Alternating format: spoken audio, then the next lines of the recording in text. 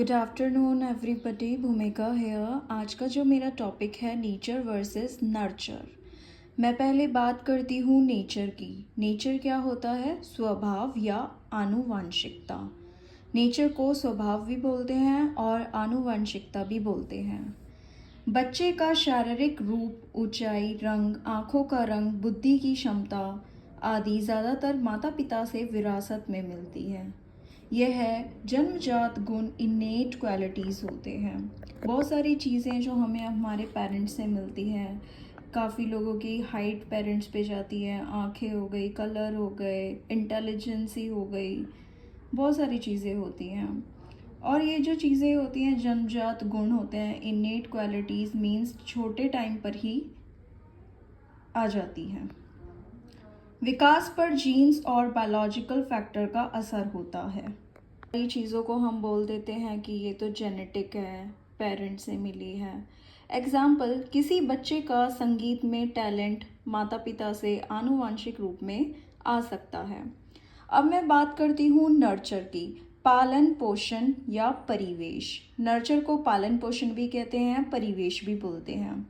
बच्चे का व्यवहार, भाषा, आदतें, सामाजिक कौशल, सोशल स्किल आदि परिवेश और एक्सपीरियंस, अनुभव से डेवलप होते हैं। इसमें घर, स्कूल, समाज, मित्र मंडली, शिक्षा और संस्कृति का योगदान होता है। यह सिखाए गए और सीखे गए गुण होते हैं।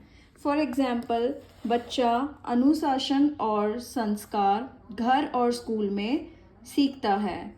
नेचर और नर्चर का रिलेशन, संबंध दोनों ही विकास में समान रूप से महत्वपूर्ण है, दोनों ही इम्पॉर्टेंट है डेवलपमेंट के लिए। नेचर जो होता है आधार होता है, फाउंडेशन देता है। नर्चर उसे दिशा और आकार, डायरेक्शन एंड शेपिंग देता है। यदि आनुवांशिक प्रतिभा है लेकिन सही परिवेश नहीं मिला तो वह पूरी तरह डेवलप नहीं हो पाता। चलिए थोड़ा शॉर्ट कंक्लूजन देख लेते हैं। निष्कर्ष, नेचर बच्चे को जन्मजात क्षमता, एबिलिटी देता है और नर्चर उन एबिलिटीज़ को निखारता है। दोनों मिलकर ही व्यक्ति के संपूर्ण विकास में योगदान करते हैं, हॉलिस्टिक डेवलपमेंट में योगदान देते हैं। अब मैंने कुछ आपके सामने पॉइंट्स रखे हैं नेचर वर्सेस नर्चर। जन्मजात गुण होते हैं नेचर के और पालन पोषण होता है नर्चर में। जो गुण हमें जन्म से मिलते हैं वो नेचर है, जो गुण हमें जीवन में सिखाए और सीखे जाते हैं वो नर्चर है। सेकंड पॉइंट, माता पिता से आनुवांशिक रूप में आते हैं, नेचर है। यह घर, स्कूल, समाज और अनुभव से मिलते हैं, नर्चर है। जैसे आँखों का रंग, कद, चेहरा, बुद्धि की क्षमता, ये नेचर है। जैसे भाषा, व्यवहार और आदतें, संस्कार, ये नर्चर है।